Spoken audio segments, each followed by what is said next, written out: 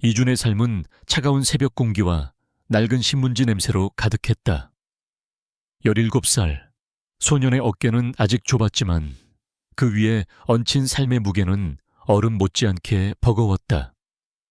부모님은 그가 아주 어릴 적 병으로 돌아가셨고 그는 홀로 도시의 변두리에서 살아남기 위해 매일 발버둥 쳤다. 학교가 끝나면 친구들과 어울려 놀기보다 폐지를 줍거나 빈 병을 모아 고물상으로 향하는 것이 그의 일상이었다. 비록 몸은 고되고 주머니는 늘 비어 있었지만 그의 눈빛만큼은 언제나 강단 있고 총명하게 빛났다.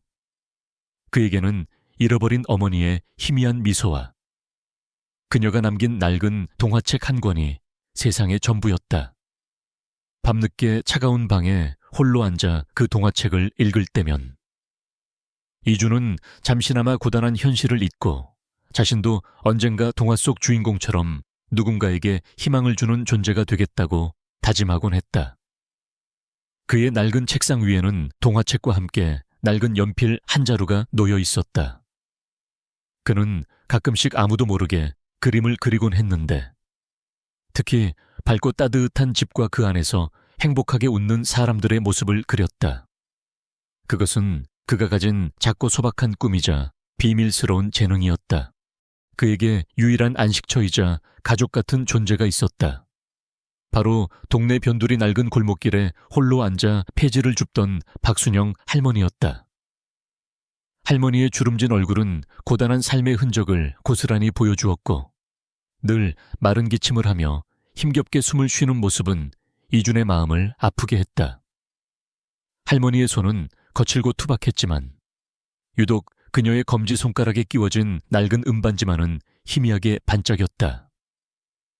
할머니는 그 반지에 대해 어떤 설명도 해주지 않고 그저 이건 너를 지켜줄 거야 라고만 말하며 이따금 이준의 손을 잡고 쓰다듬어 주곤 했다. 이준은 그 반지가 할머니와 자신을 이어주는 유일한 매개체라고 생각하며 소중히 간직했다. 할머니는 또한 늘 자신의 낡은 앞치마 주머니에 손을 넣고 무언가를 만지작거리곤 했다. 그 안에는 다 낡아해진 손수건 한 장이 들어있었는데 손수건 한쪽 구석에는 알아보기 힘든 희미한 문양이 새겨져 있었다. 할머니는 가끔씩 그 손수건을 꺼내 먼지를 털어내곤 했는데 그때마다 그녀의 눈빛은 먼 과거의 기억을 더듬는 듯 아련해지곤 했다. 어느 추운 겨울밤, 눈발이 휘날리는 삭막한 골목길이었다. 이준은 폐지를 가득 실은 수레를 끌고 힘겹게 언덕을 오르고 있었다. 칼바람이 그의 얇은 외투 속으로 파고들어 살을 애는 듯했다. 그때 낡은 종이박스 더미 속에서 희미한 신음소리가 들렸다. 이준은 걸음을 멈추고 소리가 나는 쪽으로 다가갔다. 그곳에는 박순영 할머니가 싸늘한 바닥에 쓰러져 신음하고 있었다.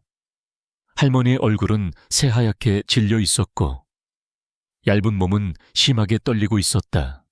할머니 괜찮으세요? 이준은 놀라 수레를 내팽개치고 할머니에게 달려갔다. 할머니의 몸은 얼음장처럼 차가웠다. 이준은 주저할 틈도 없이 자신이 오늘 폐지를 팔아벌었던 돈을 주머니에서 꺼냈다. 그는 곧장 가까운 국밥집으로 달려가 뜨끈한 국밥 2그릇을 사왔다. 한 그릇은 할머니에게, 다른 한 그릇은 자신을 위해. 그는 할머니의 몸을 일으켜 세우고 국밥을 먹여드렸다. 할머니는 힘겹게 국밥을 받아 먹었지만 그녀의 눈가에는 이내 눈물이 글썽였다. 고맙다, 이준아, 고맙다. 할머니의 목소리는 갈라져 있었다. 이준은 자신의 낡고 얇은 담요를 벗어 할머니에게 덮어주었다. 할머니의 손을 잡아 자신의 볼에 가져다 대니 얼음장 같던 할머니의 손에서 희미하게 온기가 느껴졌다. 할머니는 이준을 물끄러미 바라보며 희미하게 미소 지었다. 그 미소는 차가운 겨울밤을 따뜻하게 녹이는 듯 했다. 이준은 할머니의 얼굴에서 자신의 돌아가신 어머니의 모습을 보았다. 그는 할머니를 돌보는 것이 당연한 일이라고 생각했다. 그 순간 이주는 자신의 소중한 보물인 낡은 동화책을 꺼내 할머니에게 읽어주었다. 동화책 속 이야기는 따뜻하고 희망적이었고 할머니는 이준의 목소리에 귀 기울이며 평온하게 잠들었다. 이 모든 광경은 할머니의 낡은 집 근처에 주차된 고급 외제차 안에서 할머니의 조카 박민규에게 고스란히 목격되었다. 박민규는 탐욕스럽고 이기적인 인물이었다. 그는 오래전부터 할머니의 행방을 쫓고 있었다. 박민규는 할머니가 재벌가와 관련이 있다는 소문을 듣고 그녀의 막대한 유산을 가로챌 기회를 노리고 있었다. 그는 은밀히 할머니의 주변을 감시하고 있었고 이준이라는 소년이 할머니와 함께 있다는 사실을 알고 있었다. 박민규는 차 안에서 따뜻한 차를 마시며 이준의 선행을 비웃었다. 저런 거지 같은 꼬맹이가 감히 박순영 할머니에게 접근하다니. 쯧. 어차피 저 늙은 할망구도는 다 내 것이 될 텐데. 그의 눈빛에는 냉소와 함께 알 수 없는 욕망이 번들거렸다. 그는 할머니의 손가락에 끼워진 은반지와 그녀의 앞치마 주머니, 속 손수건을 언뜻 보았지만 그것들이 어떤 의미를 지니는지 전혀 알지 못했다. 그는 알지 못했다. 이 순간의 목격이 앞으로 그와 이준 그리고 박순영 할머니의 운명을 완전히 뒤바꿀 거대한 서막이 될 것이라는 것을. 그의 탐욕이 결국 어떤 파멸을 가져올지는 꿈에도 상상하지 못했다. 이준의 삶은 언제나 위태로운 외줄타기와 같았다. 낡고 좁은 단칸방에서 잠 못 이루는 밤이 이어졌다. 그의 낡은 동화책은 이제 먼지가 앉은 채 책상 한편에 놓여 있었고 그 위에 놓인 유일한 그림은 할머니와 자신의 다정한 모습이었다. 그는 학교가 끝나면 곧장 폐지를 주워 고물상으로 향했고 간신히 번 돈으로 그날그날의 끼니를 때웠다. 그의 주머니 속에는 할머니가 주신 낡은 은반지가 여전히 들어있었지만 그 빛은 그의 절망적인 현실 속에서 점점 희미해지는 듯했다. 그는 희미하게 박순영 할머니의 마른 기침 소리를 들으며 그녀의 건강이 점점 나빠지고 있음을 직감적으로 느꼈다. 그날 오후 이준은 평소처럼 폐지를 줍기 위해 번잡한 도심 한복판을 지나고 있었다. 낡은 손수레에 폐지를 가득 싣고 횡단보도를 건너던 순간 불행은 예고 없이 찾아왔다. 갑자기 튀어나온 배달 오토바이가 그의 수레를 들이받았고 이준은 그대로 차가운 아스팔트 바닥에 고꾸라졌다. 극심한 통증과 함께 그의 왼쪽 다리에서 뜨거운 피가 흘러나왔다. 병원에 실려간 그는 다리 골절 진단을 받았다. 당장 치료비도 막막했지만 더욱 큰 문제는 이제 폐지를 줍거나 아르바이트를 할 수 없게 되었다는 점이었다. 그의 생활비와 학비 마련은 더욱 어려워졌고 학교마저 그만둬야 할 위기에 처했다. 절망이 그의 심장을 옥죄어 왔다. 설상가상으로 박순영 할머니의 건강이 급격히 악화되었다는 소식이 들려왔다. 할머니는 며칠째 심한 기침과 고열에 시달리다 결국 쓰러졌고 이준은 할머니를 부축해 간신히 인근 병원 응급실로 모셨다. 의사는 할머니의 폐렴이 심각하다며 즉시 입원 치료가 필요하다고 말했다. 그러나 할머니에게는 의료보험도 없었고 당장 입원비와 치료비를 감당할 능력이 되지 않았다. 할머니는 힘겹게 숨을 쉬며 준의 손을 잡았다. 이준아, 이제 나도 얼마 남지 않은 것 같구나. 할머니의 눈가에는 눈물이 글썽겼다. 준은 자신의 다친 몸보다 할머니의 건강을 더 걱정했다. 그는 차마 할머니에게 자신의 다친 사실을 말하지 못했다. 이준은 자신의 다친 몸에도 불구하고 할머니를 돌봐야 한다는 강한 책임감을 느꼈다. 그는 할머니의 병원비를 마련하기 위해 여기저기 뛰어다녔다. 다친 다리 때문에 제대로 걷지도 못하면서 그는 절뚝이며 동네 병원들을 찾아다니고 지인들에게 도움을 요청했지만 모두에게서 거절당했다. 그의 주변에는 그를 도와줄 사람이 아무도 없었다. 그는 밤늦게까지 인터넷을 뒤져 아르바이트 자리를 찾았지만 다친 몸으로는 할 수 있는 일이 없었다. 그는 좌절해했지만 할머니의 희미한 미소를 떠올리며 다시금 일어섰다. 할머니를 포기할 순 없어. 내가 할 수 있는 모든 것을 다 해야 해. 그의 마음속에는 할머니를 향한 순수한 사랑과 책임감이 가득했다. 이준이 할머니의 병원비를 마련하려 애쓰는 모습을 지켜보던 박민규는 자신의 기회가 왔음을 직감했다. 그는 할머니의 재산을 가로챌 절호의 찬스라고 생각했다. 박민규는 곧바로 할머니의 담당 의사를 은밀히 만났다. 그는 의사에게 거액의 뒷돈을 건네며 할머니의 병명을 과장하고 불필요한 고액의 치료를 권유하도록 사주했다. 어차피 저 늙은 할망구 얼마 못 살 겁니다. 돈이라도 뽑아내야죠. 그리고 저 이준이라는 꼬맹이가 할머니에게서 돈을 뜯어내려 한다고 소문을 좀 퍼뜨려 주십시오. 박민규는 능글맞게 웃으며 말했다.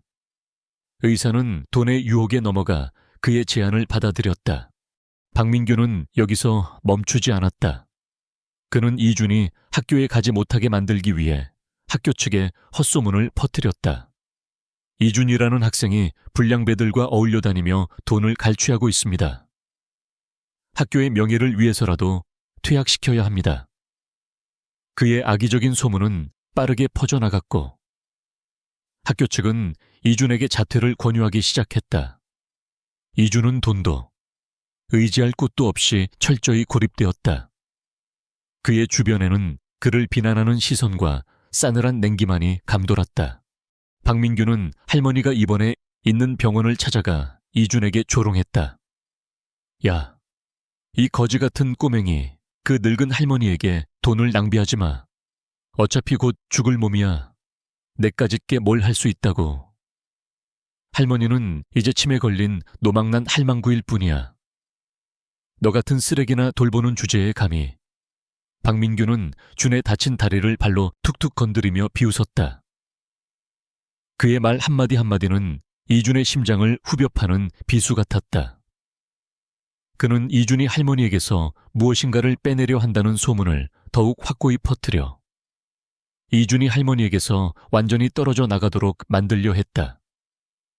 그는 할머니의 막대한 재산에 대한 비밀을 알고 있었고 이준이 할머니에게서 멀어질수록 자신이 그 재산을 차지할 가능성이 높아진다고 생각했다.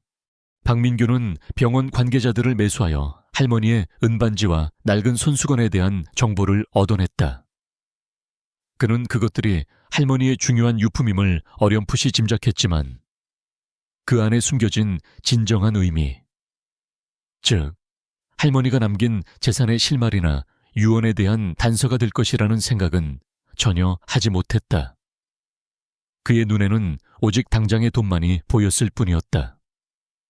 그는 그저 그것들을 빼돌려 아무도 모르게 처분할 계획을 세웠다. 이준은 박민규의 악의적인 말과 행동에 큰 충격을 받았지만 할머니의 손을 놓을 수 없었다. 그의 마음속에는 할머니를 지켜야 한다는 강한 의지뿐이었다. 그의 삶의 모든 문이 닫힌 것처럼 보였다. 학교는 그를 외면했고 돈은 바닥났으며 할머니의 병세는 아쿠아일로를 걷고 있었다. 그러나 이준은 알지 못했다. 그의 절망적인 상황 속에서 그의 순수한 마음과 할머니를 향한 헌신적인 사랑이 어떤 거대한 변화를 불러올지, 그리고 이 모든 것을 은밀히 지켜보는 또 다른 눈이 있다는 것을. 그의 인생에서 가장 어두운 순간, 한 줄기 빛이 서서히 들이우고 있었다. 이준은 할머니의 낡은 손을 꼭 잡았다. 그 온기는 그의 유일한 희망이었다. 이준의 삶은 깊은 나락으로 떨어지는 듯 했다. 박민규의 악의적인 소문과 학교의 압박, 그리고 할머니의 악화된 병세는 그의 숨통을 조여왔다. 그는 낡은 단칸방에 홀로 앉아 식어버린 밥을 물끄러미 바라보았다. 숟가락을 들 힘조차 없었다. 그의 팔목에는 할머니가 주신 낡은 은반지가 차갑게 빛나고 있었다. 그 빛은 희망의 상징이 아닌 그의 무능력을 비웃는 듯 느껴졌다. 그는 어떻게든 할머니를 지키고 싶었지만 그의 작은 힘으로는 거대한 현실의 벽을 넘을 수 없었다. 그의 주머니 속 낡은 동화책은 이제 더 이상 위로가 되지 못했다. 그는 잃어버린 어머니의 미소를 떠올리며 자신마저 무너지면 할머니는 정말 홀로 남겨질 것이라는 생각에 몸서리쳤다. 그날 아침 박민규는 할머니를 강제로 요양병원에 보내기 위해 요양병원 직원들을 이끌고 병실로 들이닥쳤다. 그의 얼굴에는 승리자의 오만함이 가득했다. 그의 손에는 할머니의 요양병원 입원 동의서가 들려 있었다. 할머니는 침대에 누워 힘겹게 숨을 쉬고 있었지만 그녀의 눈빛은 단호하게 이준을 바라보고 있었다. 이준은 할머니의 침대 옆을 지키며 필사적으로 민규의 앞을 가로막았다. 할머니는 제가 지킬 거예요. 함부로 데려갈 수 없어요.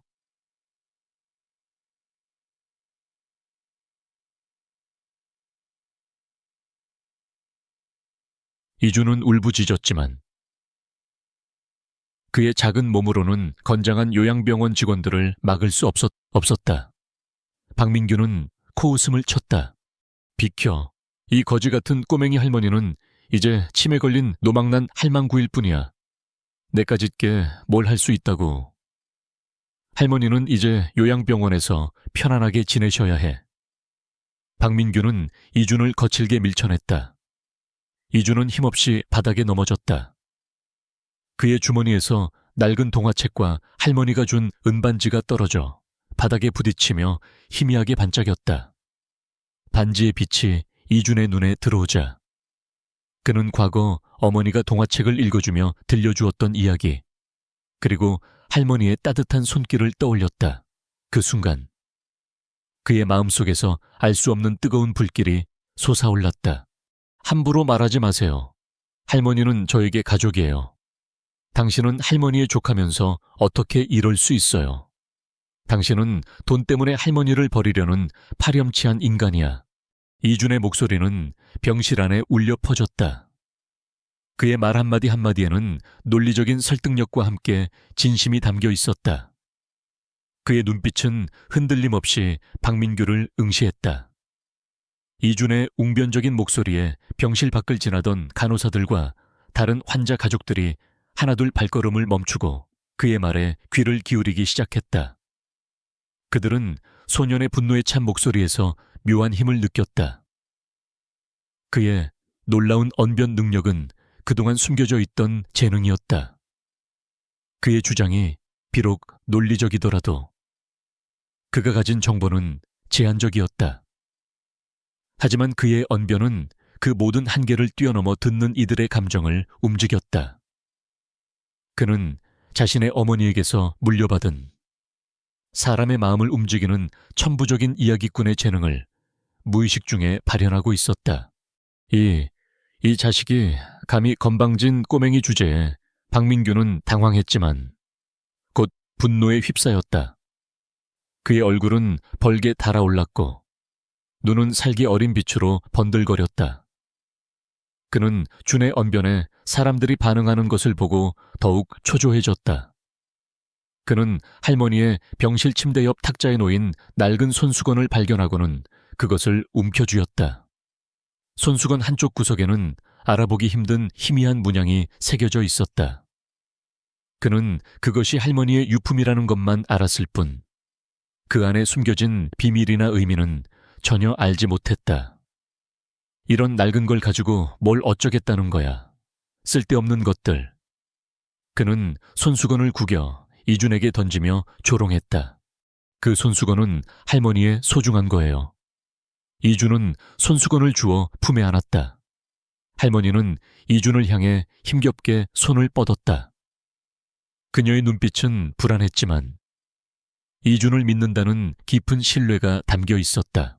이 놀라운 광경은 할머니의 병실 앞에서 대기하던 한 젊은 변호사에게 고스란히 목격되었다.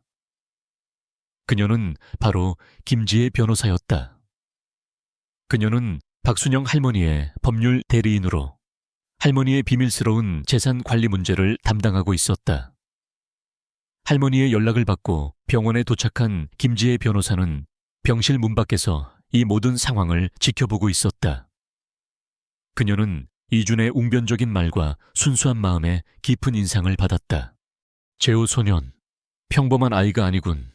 저런 어려운 상황에서도 저런 논리정연한 말을 하다니.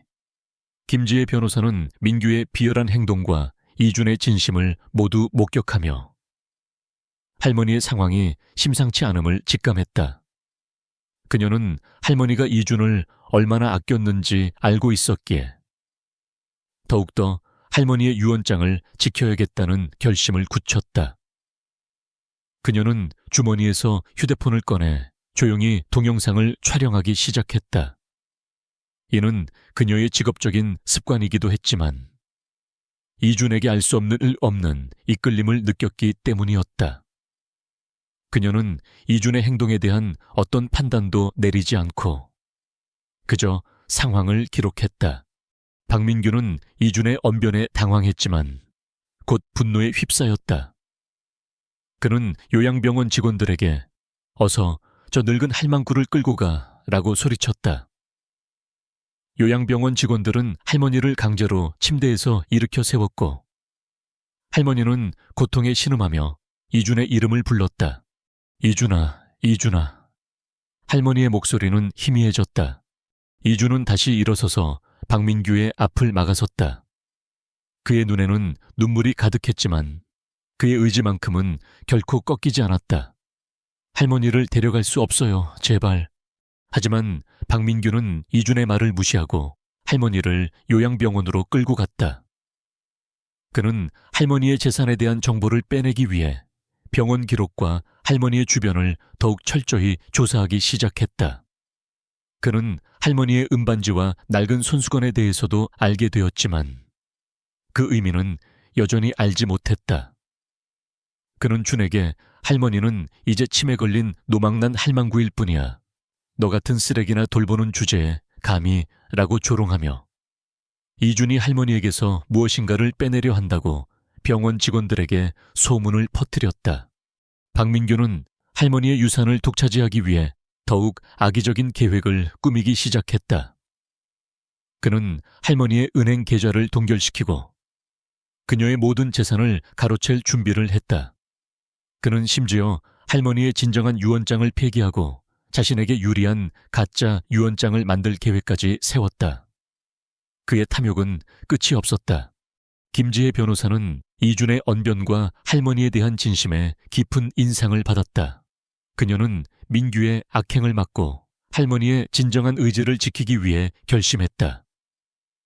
그녀는 이준에게 접근하여 그의 이야기를 듣고 할머니의 유언에 대해 더욱 철저히 조사하기 시작했다. 그녀는 할머니가 남긴 낡은 손수건에 새겨진 문양에 주목하고 그 의미를 해독하기 위해 애썼다. 그녀는 그것이 단순한 문의가 아님을 직감했다. 이준은 박민규의 악행으로 인해 절망했지만 그의 마음속에는 할머니를 지켜야 한다는 강한 의지가 불타올랐다. 그는 알지 못했다. 자신의 순수한 마음과 순간적으로 발현된 언변 능력이 그리고 김지혜 변호사의 존재가 그의 운명을 완전히 뒤바꿀 거대한 변화의 시작이라는 것을 그의 인생에서 가장 어두운 순간 한 줄기 빛이 서서히 드리우고 있었다. 이준은 품에 안은 낡은 손수건을 꼭 잡았다. 할머니의 희미한 천이 느껴지는 듯했다. 이준의 세상은 거센 폭풍 후에 휩쓸린 작은 돛담배 같았다. 박순영 할머니가 요양병원으로 강제 이송된 후 박민규의 악랄한 공작은 더욱 노골적으로 변했다. 이준은 할머니를 찾아가기 위해 요양병원을 드나들었지만 박민규의 지시를 받은 직원들은 그를 철저히 막아섰다. 할머니는 치매가 심해지셔서 아무도 알아보지 못하십니다. 외부인 출입은 안 됩니다. 그들의 싸늘한 목소리는 이준의 심장을 얼어붙게 만들었다. 그는 할머니가 준 낡은 음반지를 만지작거리며 불안감에 시달렸다. 그의 주머니 속 낡은 동화책은 더 이상 위로가 되지 못했고 그의 삶은 이제 벼랑 끝에 몰린 듯했다.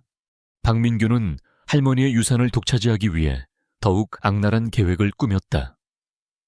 그는 할머니의 병세를 과장하고 그녀가 치매로 인해 정상적인 판단을 할 수 없다는 허위 진단서를 작성하게 했다.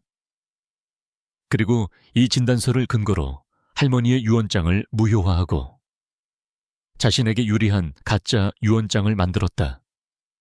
그는 이 모든 일을 비밀리에 진행하며 자신의 변호사들과 함께 재산 상속 절차를 서둘렀다. 그의 목표는 할머니의 재산이 법적으로 자신에게 귀속되도록 모든 준비를 마치는 것이었다. 그의 입꼬리에는 악마적인 미소가 걸려 있었고 그의 눈은 탐욕으로 번들거렸다. 그는 이준을 완전히 사회적으로 매장시키고 그에게 어떤 희망도 남겨두지 않는 것을 목표로 했다. 며칠 후 박민규는 대형 언론사들을 초청하여 기자회견을 예고했다. 그는 언론사들에게 박순영 여사의 재산을 노리는 파렴치한 고아 소년의 실체라는 자극적인 내용의 보도자료를 뿌렸다. 보도자료에는 이준이 할머니를 기망하고 돈을 빼내려 했으며 심지어 할머니의 요양병원 입원을 방해하는 등 폐륜적인 행동을 일삼았다는 악의적인 허위 사실이 담겨 있었다. 박민규의 목적은 명확했다.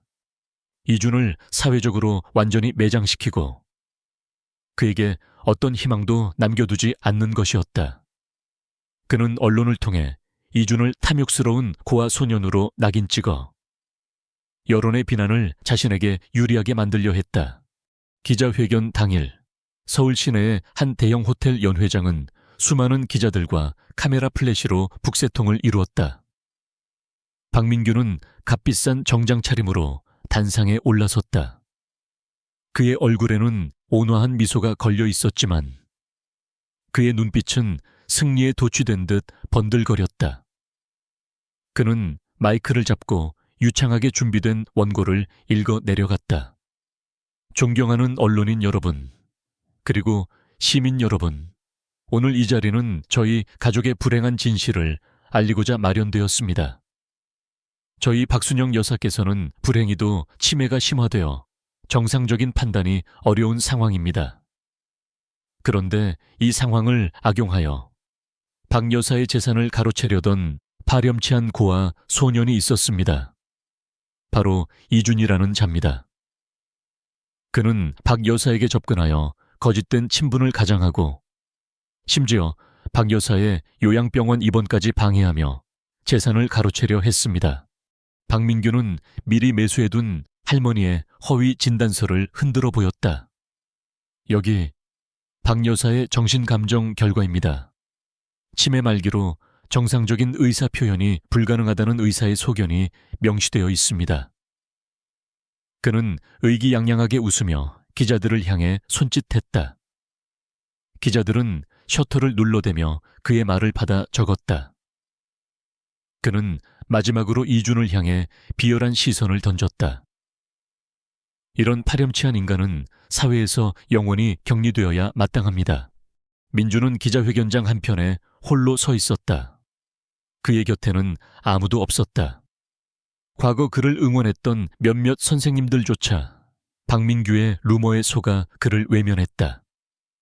기자들은 그를 향해 카메라 플래시를 터뜨리며 날카로운 질문을 쏟아냈지만 민주는 아무 말도 할 수 없었다. 그의 입은 바싹 말라붙었고 목구멍에서는 아무 소리도 나오지 않았다. 그는 마치 수많은 눈동자들에게 둘러싸인 채 재판을 받는 죄인 같았다. 그의 명예는 짓밟혔고 순수함은 모욕당했으며 자존심은 산산조각 났다. 내가 정말 잘못한 걸까? 절망과 자기 비난이 그의 영혼을 갉아먹었다. 그의 손목에 묶인 할머니의 은반지가 더욱 강하게 그의 피부를 파고드는 듯했다. 띠를 꽉 움켜쥔 그의 손에서는 핏기가 사라졌다. 그는 지금 이 순간 할머니를 지키지 못하는 자신의 무능함에 치를 떨었다.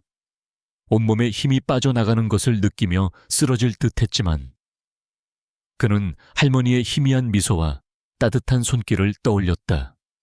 아니야, 난 잘못하지 않았어. 나는 그저 할머니를 사랑했을 뿐이야. 그는 고통을 참으며 허리를 꼿꼿이 세우고 박민규를 향해 정면으로 시선을 고정했다. 그의 눈빛은 흔들렸지만 그 안에 작은 불꽃이 피어오르는 듯했다. 그는 잃어버렸던 자신감의 한 조각을 다시 찾아내려 애썼다. 이 모든 상황은 기자회견장 뒤편 한쪽에 앉아있던 김지혜 변호사에게 실시간으로 보고되고 있었다. 그녀는 박민규의 뻔뻔한 거짓말과 악의적인 언행에 분노를 금치 못했다. 그녀는 민준의 억울함과 절박함을 생생하게 느끼며 그의 흔들리는 눈빛에서 그럼에도 불구하고 포기하지 않는 강인함을 보았다. 그녀는 그에게 어떤 도움도 줄 수 없는 상황이 답답했지만 그녀의 얼굴에는 결의에 찬 표정이 떠올랐다. 김지혜 변호사는 기자회견이 시작되기 전부터 박순영 할머니의 진정한 유언을 찾기 위해 밤을 새워가며 노력했다. 그녀는 할머니가 이준에게 주었던 낡은 손수건에 새겨진 문양에 주목했다. 그녀는 그 문양이 할머니 가문의 문양임을 알아내고 그 안에 숨겨진 비밀을 밝혀내기 위해 수소문했다. 오랜 조사 끝에 그녀는 그 문양이 단순히 가문의 상징이 아니라 할머니의 비밀 금고 위치를 알려주는 암호라는 사실을 밝혀냈다. 그 금고 안에는 할머니의 진정한 유언장과 함께 박민규조차 알지 못했던 할머니의 막대한 비자금에 대한 증거들이 들어있었다. 김지혜 변호사는 유언장을 법적으로 집행할 수 있는 시한이 임박했음을 알게 되었고 그녀는 마지막 남은 퍼즐 조각을 찾기 위해 필사적으로 노력했다. 그녀는 박민규가 은반지와 손수건의 의미를 모른다는 사실을 알고 이것이 결정적인 단서가 될 것이라고 직감했다. 박민규는 자신의 연극이 성공했다고 확신하며 마지막 비수를 날렸다. 김준 같은 파렴치한 인간은 사회에서 매장시켜야 합니다. 저는 이 자를 상대로 법적 책임을 물을 것이며 박 여사의 모든 재산은 저 박민규에게 정당하게 귀속될 것입니다. 그는 의기양양하게 마이크를 내려놓았다. 오랜 침묵 끝에 민준이 마침내 입을 열려는 순간이었다. 저는 그의 목소리는 쉬어여 있었고 누구도 그의 말을 들으려 하지 않았다. 박민규는 민준의 입을 막기 위해 더욱 크게 소리 질렀다. 여러분, 이자가 또다시 변명으로 일관하려 합니다. 이런 파렴치한 자를. 바로 그때 회의장 뒤편에서 강렬한 빛이 터져 나왔다. 강렬한 헤드라이트를 켠 검은색 대형 차량 한 대가 기자회견장 입구로 돌진하듯 다가와 멈춰섰다. 웅성거리던 회의장은 순간 정적에 휩싸였다. 민준은 알지 못했다. 그의 인생에서 가장 어두운 순간, 그의 운명을 뒤바꿀 거대한 존재가 마치 구원자처럼 그의 앞에 나타나고 있다는 것을. 그의 마지막 시험은 이제 진정한 승리를 향한 문턱에 서 있었다. 그 순간 김지혜 변호사의 눈빛이 번뜩였다. 그녀는 때를 기다렸다는 듯 자리에서 일어섰다. 박민규가 마이크를 움켜쥐고 이준을 향해 맹렬히 비난을 퍼붓는 순간이었다. 이런 파렴치한 인간은 사회에서 매장시켜야 합니다. 박순영 여사의 명예를 실추시킨 이 자에게 자비란 있을 수 없습니다. 그의 목소리는 연회장 전체에 울려 퍼졌고 기자들의 카메라 플래시는 마치 섬광탄처럼 터져 시야를 가렸다. 이준은 고통스러운 얼굴로 비틀거렸다. 억울함과 절망, 무너진 순수함과 자존심이 그의 심장을 칼로 찢는 듯했다. 그는 자신의 해명을 할 기회조차 얻지 못하고 수많은 눈동자들의 비난 어린 시선을 온몸으로 받아내야 했다. 그의 입술은 바싹 말라붙었고 목구멍에서는 아무 소리도 나오지 않았다. 그의 눈에는 깊은 절망이 스쳤다. 온몸에 힘이 빠져나가는 것을 느끼며 쓰러질 듯 했지만 그때 그의 팔목에 묶인 할머니가 주신 낡은 은반지가 그의 눈에 들어왔다. 빛바래고 해진 반지의 거친 표면이 손가락 끝에 생생하게 느껴졌다. 그는 반지를 꽉 움켜쥐었다. 그 순간 그의 심장에 다시금 뜨거운 불꽃이 피어오르는 것을 느꼈다. 아니야, 난 잘못하지 않았어. 나는 그저 할머니를 사랑했을 뿐이야. 그는 할머니의 희미한 미소와 따뜻한 손길, 그리고 낡은 동화책 속 어머니의 필체를 떠올렸다. 이 자리에서 무너지면 안 된다고. 마지막 남은 자존심까지 짓밟히면 안 된다고 스스로 다짐했다. 그는 고통을 참으며 허리를 꼿꼿이 세우고 비열한 미소를 짓는 박민규를 향해 정면으로 시선을 고정했다. 그의 눈빛은 여전히 흔들렸지만 그 안에 작은 불꽃이 피어오르는 듯했다. 그의 오랜 고난으로 다져진 강인한 정신력이 그를 지탱하고 있었다. 바로 그때였다. 기자회견장 뒤편에서 굉음을 내며 검은색 대형 세단 한 대가 돌진하듯 다가와 멈춰 섰다.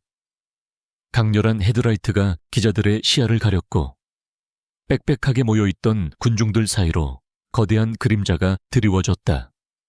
모든 이들의 시선이 차량으로 향했다. 웅성거리던 연 회장은 순간 정적에 휩싸였다.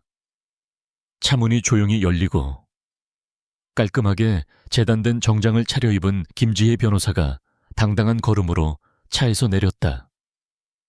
그녀의 뒤로는 법률팀 직원들이 서류 뭉치를 든 채 따라붙었다. 그녀의 등장은 연 회장 전체를 압도하는 카리스마를 발산했고 그녀의 발걸음 하나하나에 묵직한 권위가 실려 있었다. 김지혜 변호사가 연단으로 걸어 올라가 마이크를 잡았다. 그녀의 눈빛은 박민규를 향해 차갑게 빛났다. 박민규의 얼굴은 공포에 질려 새하얗게 질렸다. 그의 입은 떡 벌어졌고 눈동자는 불안하게 흔들렸다. 그는 김지혜 변호사가 왜 이곳에 나타났는지 그리고 자신에게 무슨 일이 벌어질지 직감적으로 깨달았다. 박민규는 더듬거리며 뒷걸음질 쳤지만 이미 늦었다. 김지혜 변호사는 마이크를 잡고 단호한 목소리로 입을 열었다. 박민규 씨, 그만두십시오. 더 이상 추악한 연극을 할 필요 없습니다. 그녀의 목소리는 나지막했지만 그 속에는 단호함과 함께 깊은 경멸이 깃들어 있었다. 연 회장에는 정적이 흘렀고 모두가 숨을 죽인 채 그녀의 다음 말을 기다렸다. 김지혜 변호사는 마이크를 잡고 이준의 억울함을 밝히기 시작했다. 이 자리에 계신 여러분, 그리고 이 어린 소년의 명예를 훼손하려 했던 모든 이들에게 진실을 말씀드리겠습니다. 이준 군은 박순영 할머니의 재산을 탐한 것이 아니라 그저 비를 맞으며 떨고 있는 배고픈 노인에게 자신의 사비를 털어 따뜻한 국밥을 사주고 보살펴드린 순수한 마음을 가진 아이입니다. 저는 이 모든 진실을 박순영 할머니의 법률 대리인으로서 그리고 한 인간으로서 제 두 눈으로 직접 목격했습니다. 그녀의 말이 끝나자 연 회장은 술렁거렸다. 기자들은 믿을 수 없다는 듯 서로를 바라보았다. 김지혜 변호사는요, 최 비서에게 신호를 보냈다. 그녀는 준비된 노트북을 연결하여 대형 스크린에 영상을 띄웠다. 그것은 바로 박민규가 요양병원에서 이준을 조롱하고 할머니를 강제로 끌고 가는 모습, 그리고 박민규가 언론을 매수하여 허위 보도자료를 뿌리는 과정이 담긴 충격적인 영상이었다. 이어서 김지혜 변호사는 박민규의 계좌에서 수상한 돈의 흐름이 포착된 금융기록과 할머니의 담당 의사를 매수하여 허위 진단서를 발급받는 통화 녹취록까지 스크린에 띄웠다.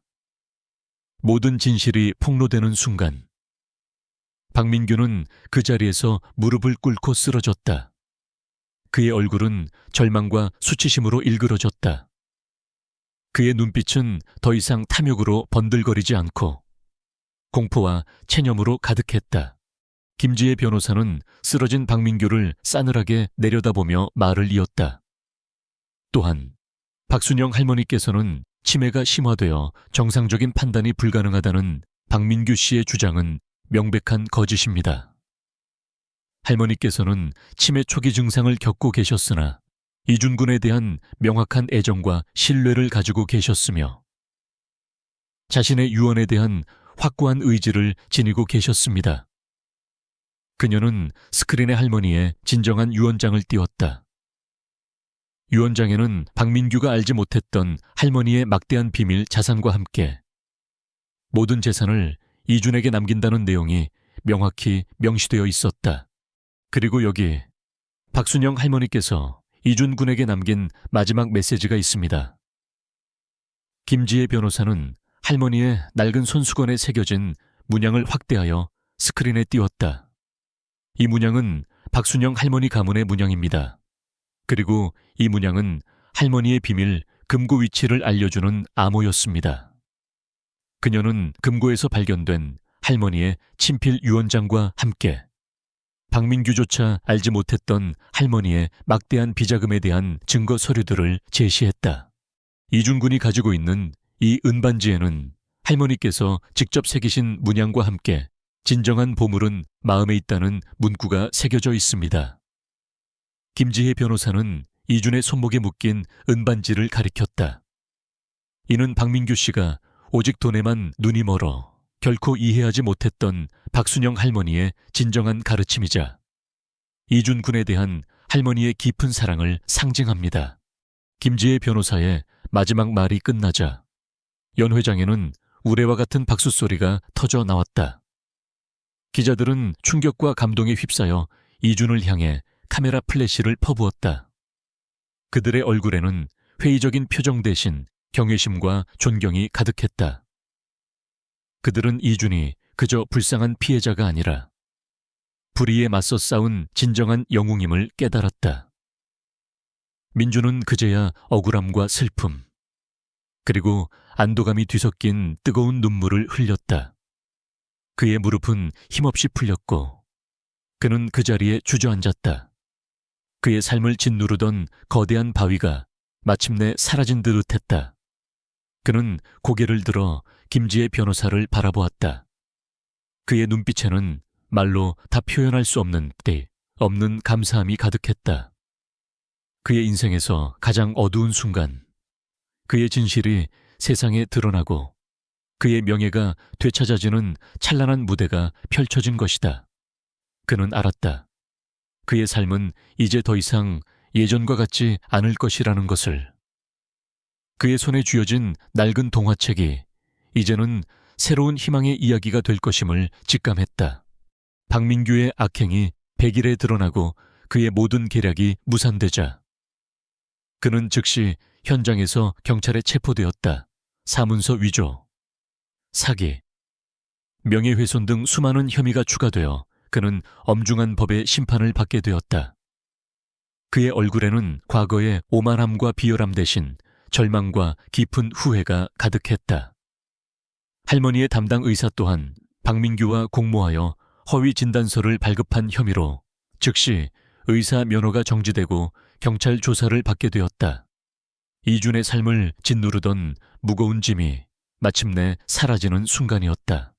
이준은 박순영 할머니의 막대한 유산을 상속받게 되었다.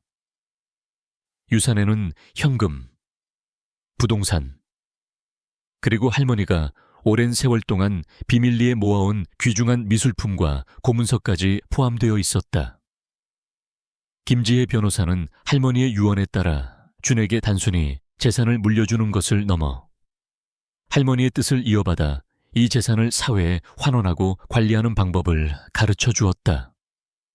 준은 이제 더 이상 돈을 벌기 위해 폐지를 줍는 소년이 아니라 자신의 재능과 할머니의 유산을 통해 더 많은 사람들에게 희망을 주는 존재가 되어야 했다.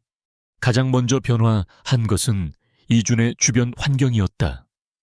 그는 낡은 단칸방을 벗어나 김지혜 변호사가 알아봐준 깨끗하고 아늑한 보금자리로 이사했다. 이제 그는 더 이상 추운 겨울밤을 홀로 보내지 않아도 되었다. 그의 책상 위에는 여전히 낡은 동화책이 놓여 있었지만 그 옆에는 새롭게 마련된 학용품과 그림 도구들이 가지런히 놓여 있었다. 그는 이제 학교에 다시 다닐 수 있게 되었고 그의 학업을 전적으로 지원받게 되었다. 학교에서는 박민규가 퍼뜨린 악의적인 소문이 모두 거짓임이 밝혀졌고 선생님들과 친구들은 이준에게 진심으로 사과하며 다시 그를 따뜻하게 맞아주었다. 이준은 할머니의 재산 중 상당 부분을 사용하여 박순영 할머니의 이름을 딴 순영장학재단쉐가을 설립했다. 재단은 어려운 환경의 아이들에게 장학금을 지급하여 교육의 기회를 제공하고 의료 지원이 필요한 노인들을 돕는 것을 목표로 했다.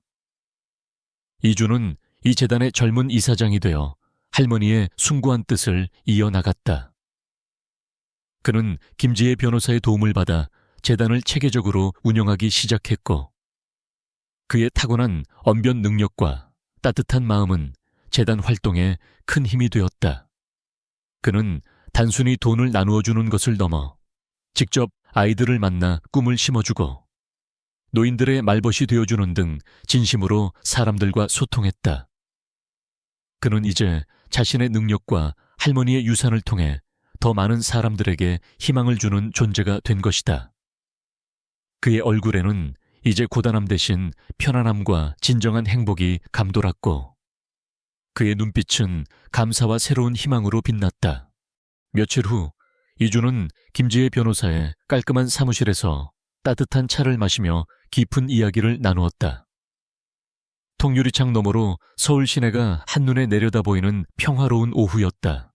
할머니는 왜 제게 이런 막대한 재산을 남기신 걸까요? 저는 그저 할머니를 조금 도와드렸을 뿐인데 이준은 여전히 얼떨떨한 표정이었다. 그의 손에는 할머니가 주신 낡은 은반지가 빛나고 있었다. 이제 그 빛은 그의 삶에 들이운 새로운 희망처럼 느껴졌다. 김지혜 변호사는 온화하게 미소 지었다. 할머니는 당신의 순수한 마음과 정의로움을 보신 겁니다. 돈으로는 살 수 없는 진정한 가치를요. 할머니는 평생 외롭게 사셨지만 마지막 순간 당신을 만나 진정한 가족의 사랑을 느끼셨다고 했습니다. 그리고 당신이야말로 자신의 유산을 가장 의미 있게 사용할 수 있는 사람이라고 확신하셨습니다. 할머니는 돈이 아니라 당신이 베푼 진정한 사랑에 보답하고 싶어 하셨습니다. 김지혜 변호사는 책상 서랍에서 낡은 편지 한 통을 꺼내 이준에게 건넸다. 이것은 박순영 할머니께서 직접 쓰신 마지막 편지입니다. 할머니께서 제가 당신에게 꼭 전해주라고 신신당부하셨습니다. 이준은 떨리는 손으로 편지를 받아들었다. 편지의 낡고 누렇게 변한 종이에서 할머니의 천이 느껴지는 듯 했다. 그는 천천히 편지를 펼쳤다. 할머니의 필체는 비록 힘겹고 서툴렀지만 그 한 글자 한 글자에는 이준을 향한 깊은 사랑과 진심이 담겨 있었다.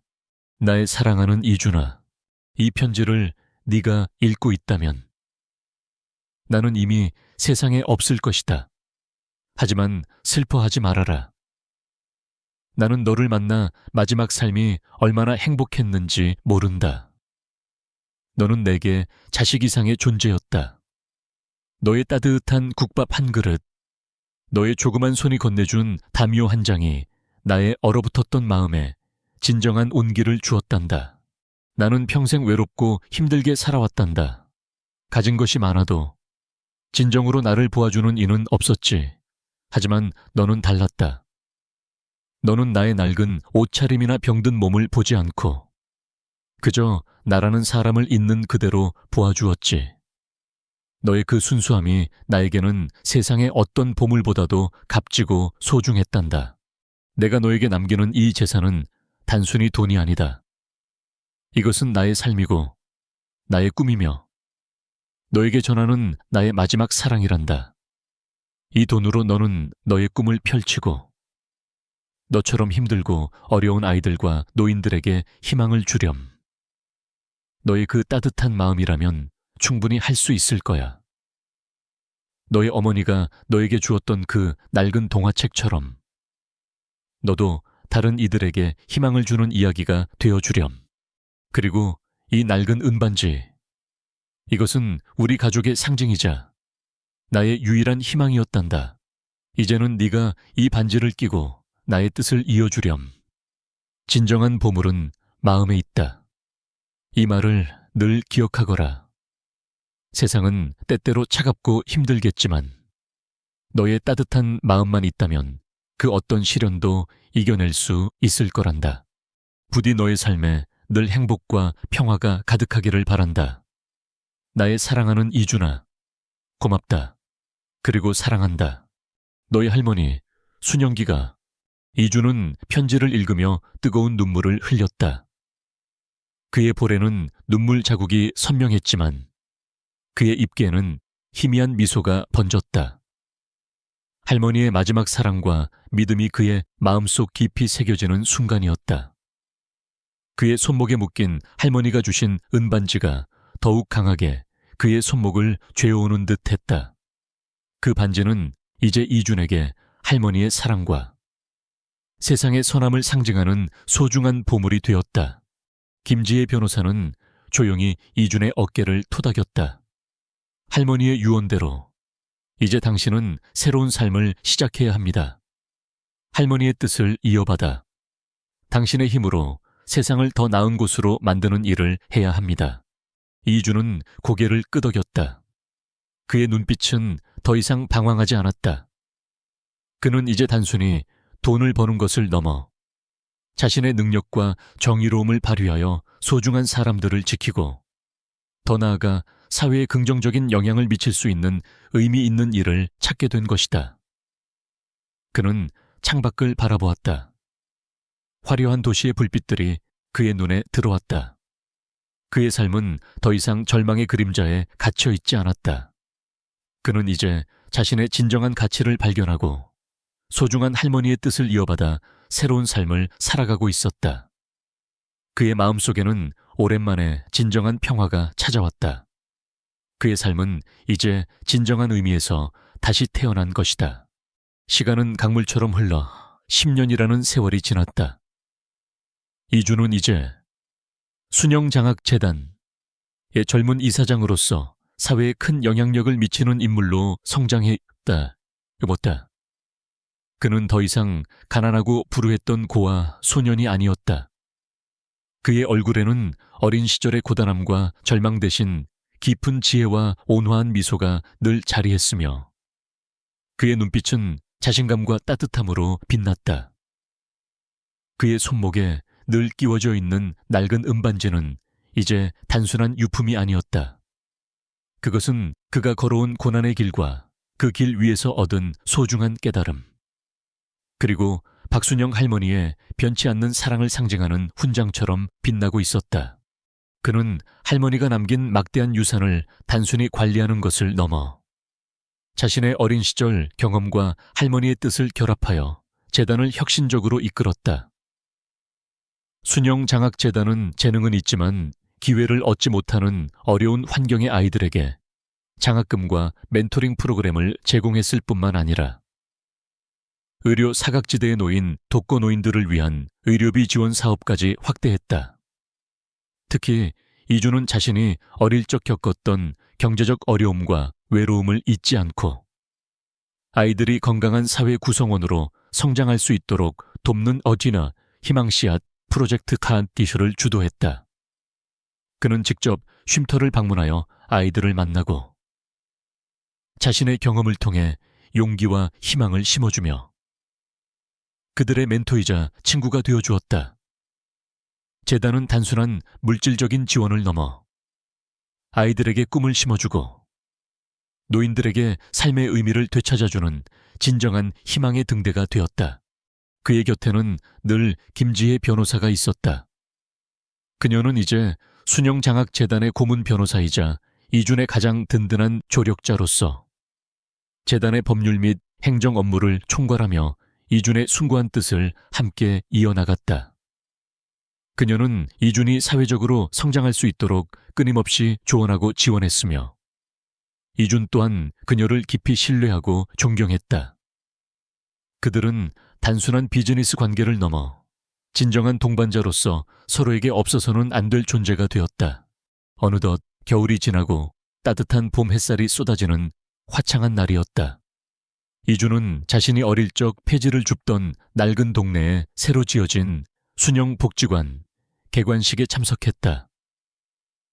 이 복지관은 재단의 주도로 설립된 곳으로 가난한 아이들과 독거노인들을 위한 급식소, 무료 진료소, 그리고 교육 프로그램을 운영하는 복합 문화 공간이었다. 낡고 허름했던 동네는 복지관의 설립으로 인해 활기를 되찾았고 주민들의 얼굴에는 기대와 희망이 가득했다. 복지관 앞마당에는 박순영 할머니의 이름이 새겨진 작은 동상이 세워져 있었고 그 동상 옆에는 할머니가 준 은반지를 낀 이준의 모습이 새겨져 있었다. 과거의 아픔이 치유되고 새로운 희망이 움트는 상징적인 순간이었다. 개관식에는 수많은 언론인들과 지역 주민들, 그리고 재단의 도움을 받은 아이들과 그 가족들이 모여 북새통을 이루었다. 이준은 단상에 서서 마이크를 잡았다. 그의 목소리는 부드럽지만 확신에 차 있었고 그의 눈빛은 진정성으로 빛났다. 이곳 순영복지관은 단순한 건물이 아닙니다. 이곳은 지식의 샘이며 아이들의 꿈이 자라나는 온실이자 지역 주민들이 함께 소통하고 성장하는 커뮤니티의 중심이 될 것입니다. 이곳에서 모든 아이들이 희망의 씨앗을 발견하고 자신만의 두 번째 봄을 맞이하기를 진심으로 바랍니다. 그의 강연은 모든 이들에게 깊은 울림과 감동을 주었다. 그는 자신의 어린 시절과 할머니와의 만남, 그리고 할머니의 유산이 자신에게 얼마나 큰 의미였는지를 진솔하게 이야기하며 할머니의 뜻을 이어받아 세상을 더 따뜻하게 만들겠다는 자신의 포부를 밝혔다. 강연이 끝나고 이준은 복지관 내부를 둘러보며 아이들과 인사를 나누었다. 아이들은 밝게 웃으며 이준에게 달려와 안겼다. 그때 한 소녀가 이준에게 조심스럽게 다가왔다. 아저씨, 저 기억하세요. 소녀는 수줍게 웃었지만 이준은 그녀의 얼굴을 보자마자 심장이 쿵 내려앉았다. 바로 10년 전 그가 빵과 외투를 건네주었던 어린 거지 소녀 이지은이었다. 지은은 이제 어엿한 대학생이 되어 순영 장학재단의 도움으로 꿈을 향해 나아가고 있었다. 그녀의 눈빛은 과거의 불안함 대신 밝고 또렷하게 빛나고 있었다. 아저씨, 저 이제 대학생 됐어요. 아저씨 덕분이에요. 저도 아저씨처럼 어려운 사람 돕는 사람이 될 거예요. 지은은 환한 미소로 이준의 품에 안겼다. 지은의 밝은 미소와 굳은 다짐은 이준에게 가장 큰 보상이었다.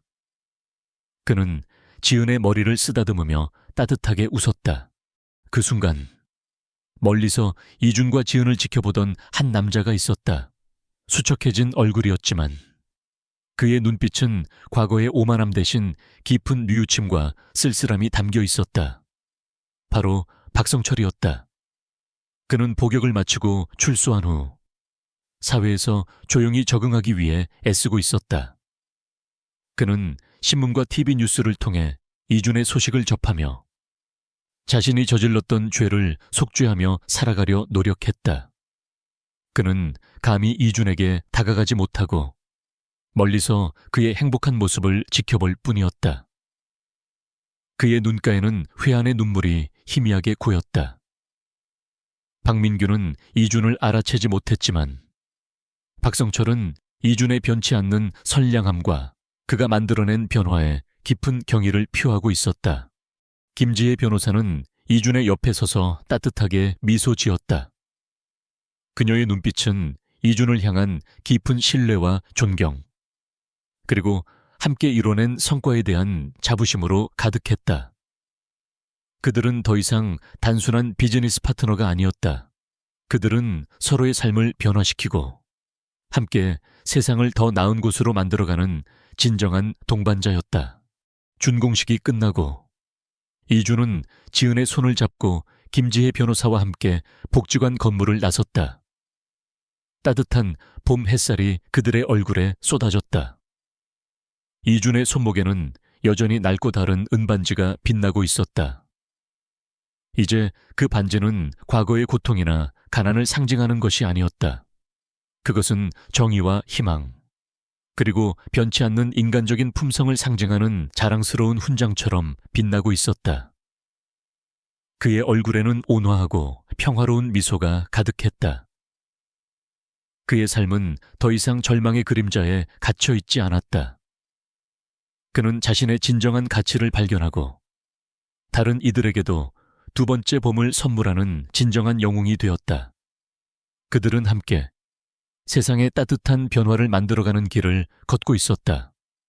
그들의 뒤로 새로 지어진 순영 복지관은 희망의 상징처럼 빛나고 있었다.